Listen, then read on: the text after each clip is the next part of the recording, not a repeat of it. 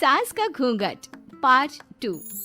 पिछले अंक में हमने देखा कि देविका अपने ससुराल में हर गलत बात का विरोध करती, तो उसकी वजह से देविका पर उसके ससुराल वाले बहुत अत्याचार करने लगे। एक दिन देविका ने सचिन से कहा, सचिन, मैं तुम्हारे घर में नहीं रह सकती, तुम मुझे आज ही मेरे घर शहर भेज दो, मैं अपने मम्मी पापा के पास रहूंगी। क्यों देविका, तुम शहर क्यों जाना चाहती हो? यहाँ तुम्हें किस बात की परेशानी है? किस बात की परेशानी नहीं है सचिन, तुम्हारे घर के आदमी औरतों के साथ जानवरों जैसा व्यवहार करते हैं, मैं ऐसे माहौल में नहीं रह सकती। देखो देविका, तुम्हें यहीं रहना होगा। तुम्हारी शादी मुझसे हो गई है, अब मैं तुम्हारा पति हूँ और यही तुम्हारा घर है। अच्छा, तो तुम्हें याद है कि मैं तुम्हारी पत्नी हूँ? जब तुम्हारे पिताजी और चाचा जी मुझे एक एक हफ्ते के लिए कमरे में बंद कर देते हैं, तब तुम्हें क्यों याद नहीं आता कि जो औरत कमरे में बंद है वो तुम्हारी पत्नी है? जब तुम्हारे जीजाजी और भाई मुझसे बदतमीजी से बात करते हैं, मुझे खाने के लिए कुछ नहीं देते, तब भी तुम्हें याद नहीं आता कि मैं तुम्हारी पत्नी हूँ? देखो देविका, तुम बेकार की बातें मत करो। तुम यहाँ ढंग से रहोगी, सबकी बात मानोगी, तो कोई तुम्हें कुछ नहीं कहेगा। इस तरह जानवर की तरह रहना, ढंग से रहना है तो सॉरी सचिन, मैं नहीं रह सकती, मैं आज ही अपने घर जाऊंगी। ये बोलकर देविका अपना सामान पैक कर लेती है और घर से जाने लगती है। सचिन भी उसके पीछे पीछे चलता है और उसे समझाने की कोशिश करता है। जब ये सब जोगिंदर ने देखा तो बोल पड़ा, बहू, यह सब क्या हो रहा है? कहाँ जा रही हो? सचिन, बताओ अपने पिताजी को कि कहाँ जा रही हूँ मैं। तुम्हें शर्म नहीं आती अपने पति का नाम लेते हुए? मैं अपने पति का नाम ले रही हूँ, इसमें आपको क्या परेशानी है? आपका नाम तो नहीं ले रही हूँ ना? देविका, ये किस तरह से बात कर रही हो तुम पिताजी से? जिस तरह से करनी चाहिए उस तरह से कर रही हूँ बात। इससे अच्छी तरह से मैं तुम्हारे घर के किसी भी आदमी से बात नहीं कर सकती। तीनों की बात सुनकर घर के बाकी लोग भी वहाँ आ जाते हैं। तभी जोगिंदर कहता है, हमारे घर की औरतें अपने मर्दों का नाम नहीं लेती। तुम्हारे शहर में होता होगा, लेकिन हमारे यहाँ पर ऐसा कुछ नहीं होता। बहू, सचिन तुम्हारा पति है, तुम उसका नाम मत लिया करो। तुम अपने पति का नाम लेने की जगह ए जी, ओ जी, सुनो जी कहा करो। पति ना परमेश्वर होता है। तो परमेश्वर का तो हम नाम लेते हैं। क्यों माँ जी, क्या आप अपने इष्ट देव का नाम नहीं लेती? माँ जी, ये सब इन पुरुषों के बनाए तौर तरीके हैं, औरतों को दबाने के लिए। ये बेशर्म लड़की ऐसा नहीं सुधरेगी। ये हमारे घर की औरतों को भड़का रही है। सचिन, तुम इसे चुप कराओगे या फिर मैं करूं? नहीं नहीं पिताजी, मैं अभी समझा देता हूँ। चलो देविका अंदर, और कितना तमाशा बनाओगी मेरा। सचिन, मैं अंदर नहीं बाहर जाऊंगी, अब मैं यहाँ नहीं रह सकती। देविका की बात सुनकर महेंद्र कहता है, भाई साहब, ये लड़की इस घर से और गांव से बाहर ना जानी चाहिए, नहीं तो हमारे घर और गांव की औरतें भी ऐसी ही हरकतें करेंगी, वो भी मर्दों के खिलाफ बगावत करेंगी। और मैं भी देखती हूँ कि मुझे घर से बाहर जाने से कौन रोकता है। बहू, इनसे बहस करने का कोई फायदा नहीं, तुम अंदर चलो। इस गांव के मर्दों के अंदर बहुत अहंकार भरा हुआ है। देविका किसी की बात नहीं सुनती और अपना सामान उठाकर घर से बाहर जाने लगती है। तभी वहाँ मोहन और कल्याण आते हैं। कल्याण देविका के हाथ में से उसका सूटकेस छीन लेता है और मोहन देविका को जोरदार थप्पड़ मारता है। देविका का सर दीवार में लगता है और वो बेहोश हो जाती है। देविका, देविका तुम ठीक तो हो? भैया, आपकी हिम्मत कैसे हुई मेरी पत्नी पर हाथ उठाने की? सचिन, तुम जल्दी से देविका भाभी को अंदर कमरे में ले जाओ, मैं अभी वैद्य जी को लेकर आती हूँ। वीना जल्दी से वैद्य जी को लेकर आती है। वैद्य जी थोड़ी देर तक देविका की जांच करते हैं और कहते हैं, मुबारक हो आप सबको, आपकी बहू माँ बनने वाली है। अभी तो मैं आपको दवाई दे देता हूँ, लेकिन आगे इनके इलाज के लिए आपको दाई अम्मा को बुलाना होगा। ये बात सुनकर घर के सभी लोग खुश होते हैं। देविका को जब होश आता है, उसे ये बात पता चलती है तो वो बहुत खुश होती है। वो सबसे कहती है, मैं अपने बच्चे को यहाँ नहीं रख सकती। क्यों बहू, क्या हुआ? अब तुम ये सब बातें मत सोचो, तुम्हें आराम करना चाहिए। नहीं माँ जी, आप नहीं समझ रही।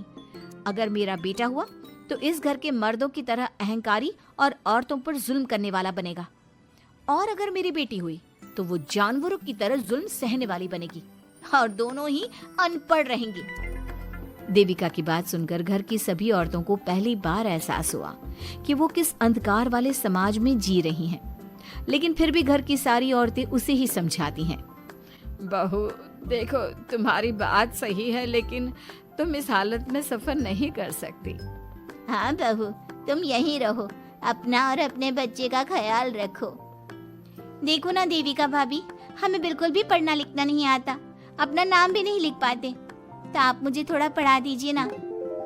देविका, तुम्हारी बातें सुनकर पहली बार हमें एहसास हुआ है कि कैसे माहौल में हम जी रहे हैं। तुमने हमारे अंदर उम्मीद की नई रोशनी पैदा की है। यहाँ से मत जाओ तुम। देविका ने घर की औरतों की बात सुनी तो उसका दिल पसीज गया। उसने गांव में ही रहने का फैसला लिया। वो अपने घर की औरतों को रोज पढ़ाती, उन्हें अपने अधिकारों के बारे में, देश के बारे में बताती। इसी तरह कई दिन बीत गए और एक दिन सुजाता ने सचिन से कहा, सचिन, देविका की तबीयत ठीक नहीं, तुम जल्दी जाकर दाई अम्मा को बुला लाओ ना। भाभी, दाई अम्मा क्या कर लेंगी? आप किसी डॉक्टर को बुला लो, मेरी तबीयत ठीक नहीं है। देविका, गांव के लोग डॉक्टर पर भरोसा नहीं करते। दाई अम्मा बरसों से ये काम कर रही है, वो तुम्हें ठीक कर देगी। सचिन, तुम्हारे घर वाले अनपढ़ हैं, तुम तो पढ़े लिखे हो ना, देख नहीं रहे मेरी हालत क्या हो रही है। तभी तो बोल रहा हूँ, समय बर्बाद मत करो, मैं अभी आता हूँ। सचिन दाई अम्मा को बुलाकर ले आता है। दाई अम्मा घरेलू नुस्खों से देविका का इलाज तो कर देती है। कुछ समय के लिए उसकी हालत भी स्थिर हो जाती है, लेकिन वो पूरी तरह से ठीक नहीं होती। फिर देविका सचिन से कहती है, सचिन, मुझे समझ में नहीं आ रहा तुम मुझे डॉक्टर के पास क्यों नहीं ले जा रहे। मैं माँ बनने वाली हूँ और मुझे ये भी नहीं पता कि मेरा हेमोग्लोबिन कितना है। दाई अम्मा कर रही है ना तुम्हारा इलाज। लेकिन दाई अम्मा को कुछ समझ में ही नहीं आ रहा कि मेरे साथ क्या हो रहा है। अगर देखो तुम मुझे नहीं लेकर गए ना तो मैं खुद ही चली जाऊंगी। अगले दिन देविका की तबीयत दोबारा बिगड़ जाती है और दाई अम्मा के किसी भी नुस्खे से वो ठीक नहीं हो रही थी। देविका ने सारी हिम्मत जुटाई और वो अकेले ही डॉक्टर के पास जाने लगी। उसे देखकर मोहन कहता है, बहू, इस हालत में कहाँ जा रही हो? आप लोगों के भरोसे रही ना तो आप लोग मुझे मार ही डालोगे। डॉक्टर के पास जा रही हूँ मैं। बहू, तेरा दिमाग तो ठिकाने पर है। हमारे घर की औरतें मर्दों से इलाज नहीं कराती। हे भगवान, इन जाहिल लोगों को मैं कैसे समझाऊं? डॉक्टर औरतें भी होती हैं। बहू, तो हमें पागल मत बना, हमने तो कभी कोई महिला डॉक्टर नहीं देखे। तू झूठ बोलकर निकलना चाहती है ना? इस गांव की सरहद से आप लोग कभी बाहर नहीं गए ना, इसलिए आप लोगों को नहीं पता कि महिलाएं डॉक्टर के अलावा क्या क्या है। ए लड़की, तुझसे तमीज से बात कर रहे हैं तो तू ज्यादा हवा में मत उड़। बोला ना एक बार, चल अंदर जा। चाचा जी, मैं अंदर नहीं जाऊंगी, डॉक्टर के पास जाऊंगी। मेरा इलाज सिर्फ डॉक्टर ही कर सकता है। ये बोलकर देविका घर से निकल रही थी कि तभी जोगिंदर ने उसे कमरे में ले जाकर बेड पर जोर से धक्का दे दिया, जिसकी वजह से देविका के पेट में चोट लग गई और वो दर्द की वजह से जोर जोर से चिल्लाने लगी।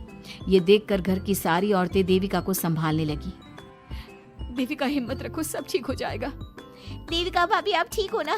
माँ, कुछ करिए ना, भाभी की तबीयत बहुत खराब हो रही है। लेकिन मैं क्या कर सकती हूँ? भाभी, कुछ तो करो, कहीं बहू को कुछ हो ना जाए। उधर जोगिंदर मेन गेट पर बड़ा सा ताला लगा देता है और कहता है, आज के बाद इस घर से कोई भी औरत बाहर नहीं निकलेगी। देविका का बच्चा भी इसी घर में होगा, ये जिंदा रहे या मर जाए। जोगिंदर की बात सुनकर सभी औरतें बाहर आती हैं। जब विमला को इस बात का एहसास हो जाता है कि जोगिंदर देविका को डॉक्टर के पास किसी कीमत पर नहीं जाने देगा, तब विमला पहली बार अपना घूंघट उठाकर तेज आवाज में कहती है, मैं भी देखती हूँ देविका को डॉक्टर के पास जाने से कौन रोकता है। आज देविका डॉक्टर के पास जाकर रहेगी। देविका की सास का घूंघट आखिरकार उतर ही गया। घर के आदमियों ने पहली बार विमला का ये रूप देखा था और उसकी तेज आवाज पहली बार सुनी थी। क्या विमला अपनी बहू की जान बचा पाएगी या जोगिंदर अपनी पत्नी की आवाज भी दबा देगा? ये जानने के लिए हमारे अगले एपिसोड का इंतजार कीजिए और हमें कमेंट में ये भी बताइए कि घर की औरतों को आगे क्या कदम उठाना चाहिए।